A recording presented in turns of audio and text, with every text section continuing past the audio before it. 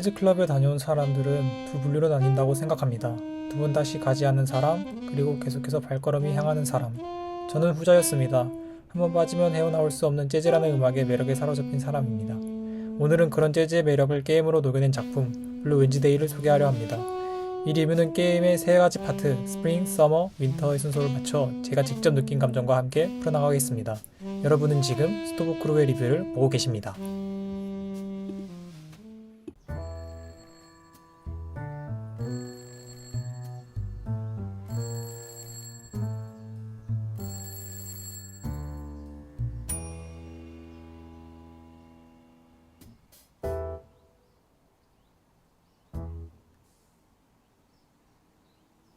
블루 웬즈데이의 주인공 모리스는 재즈 피아니스트입니다.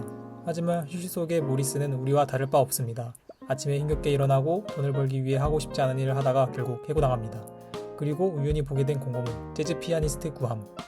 모리스는 다시 피아노 앞에 앉으며 그의 마음 깊숙한 곳에 잠들어 있던 꿈을 불을 지핍니다. 특히 매일 똑같은 그 길을 걸으며 그의 상상 속에서 음악으로 가득 찬 세계를 만들어가는 장면은 저 역시 일상 속에서 꿈을 품고 있던 제 모습과 자연스럽게 겹쳐졌습니다. 이야기는 그렇게 모리스의 두 번째 시작을 알립니다.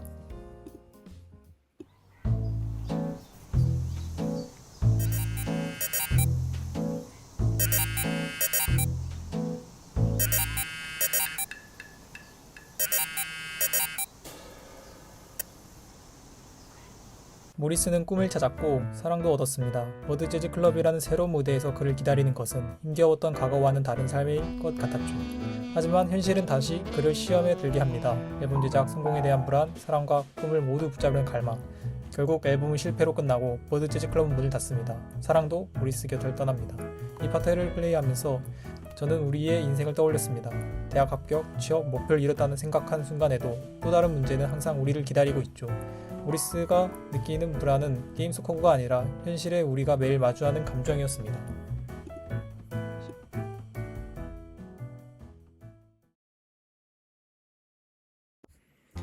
갑작스레 찾아온 겨울처럼 블루 웬즈데이도 갑자기 윈터 챕터로 넘어갑니다. 모리스는 다시 하기 싫은 일을 하며 살아가지만 한 통의 제안, 재즈 페스티벌 출연 요청을 받고 망설임 없이 달려갑니다. 우리 삶도 비슷합니다. 포기하고 싶던 순간 문득 찾아온 기회를 보고 모든 걸 걸고 다시 달리게 되는 그 마음. 모리스는 마지막으로 에반스 시티를 거닐며 그동안 만났던 사람들과 마지막 인사를 나눕니다. 그리고 짐 하나, 피아노 하나뿐인 작은 방에서 작별을 준비합니다. 꿈을 위해 떠나는 사람, 남아있는 사람, 사랑을 놓고 가는 사람. 그들의 이야기를 들으며 저는 게임 속 도시를 정말 떠나야 할 시간이 다가왔음을 느꼈습니다. 그리고 이 여정의 끝, 빈방에 홀로 남겨진 라디오에서 울려 퍼지는 재즈. 그 음악을 들으며 왜 처음 재즈에 반했는지 다시 한번 마음 깊이 깨달을 수 있었습니다. 그 공간엔 더 이상 나의 흔적이 남아있지 않지만 재즈만큼은 시공간을 넘어 영원히 남아있다는 것을요. 마지막 장면, 이제는 피아노만 덩그리 남는 빈방을 보여주며 게임은 조용히 막을 내립니다. 블루 웬즈데이는 화려하거나 거대한 스케일을 가진 게임은 아닙니다. 하지만 이 작은 게임은 누구나 마음 한편 품고 있던 꿈이라는 감정을 조심스럽고 깊게 건드립니다. 모리스라는 인물은 특별하지 않습니다. 오히려 그래서 더 우리와 닮아 있습니다.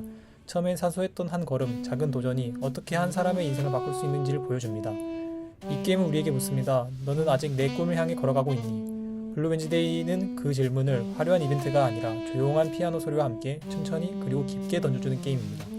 꿈, 실패, 다시 시작, 이 모든 과정을 담담히 그러나 따뜻하게 풀어낸 이 이야기를 꼭 한번 플레이해보시길 추천합니다. 지금까지 스토브 크루의 리뷰 장은태였습니다. 감사합니다.